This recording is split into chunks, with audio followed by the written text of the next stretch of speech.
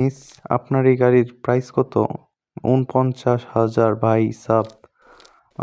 এটার প্রাইস আমরা একটু দেখে নেই। এটা অনেক দামি হবে। হ্যাঁ গাইস, আমাদের যোগ্যতার বাইরে, তো এটা নেওয়া যাবে না এখন। দেখা যাক এই গাড়িটার দাম কত হবে। গাইস, এখন আমি এত গাড়ি দেখছি না, এখন শুধু আমি আমার প্রাইসের মধ্যে আসলেই হবে, আমার বাজেটের মধ্যে আসলেই হয়ে যাবে। ওকে, এটাও আমরা নিতে পারবো, বাট আমি এটা নিতে চাই না। সেটা তো আমি বাইরে থেকেই দেখে বুঝতে পারছি যে এটা আমাদের যোগ্যতার বাইরে, তো তবুও দেখে নেই। না ভাই, প্রায় প্রায় 1,00,000। ওকে, 10,000। গাইস, এটা কিন্তু একটা ভালো অফার, কিন্তু আমি আর একটু দেখে নিতে চাই অন্য আরও গাড়ি। এটা হচ্ছে 6,000-এর কাছাকাছি।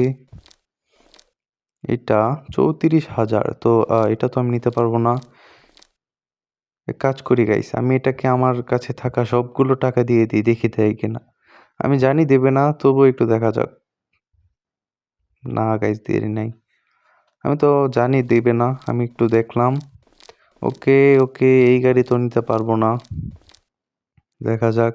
আবে ইয়ার অনেক, এই গাড়ি দেখা যাক।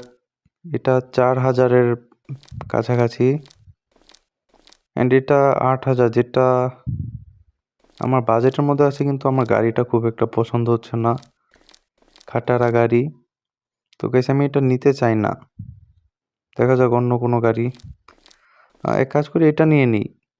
এটার বাজেট প্রাইস অনেক কম, অ্যান্ড গাড়িটাও মেবি ভালোই হবে। দেখা যায় এটাতে কতর মধ্যে আমরা নিতে পারি।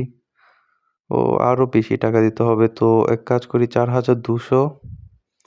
4,200 টাকার মধ্যে আমরা এটা নিয়ে নিয়েছি, অ্যান্ড এটাকে আমি এখন আপাতত পাঠিয়ে দিই আমাদের শোরুমের বাইরে।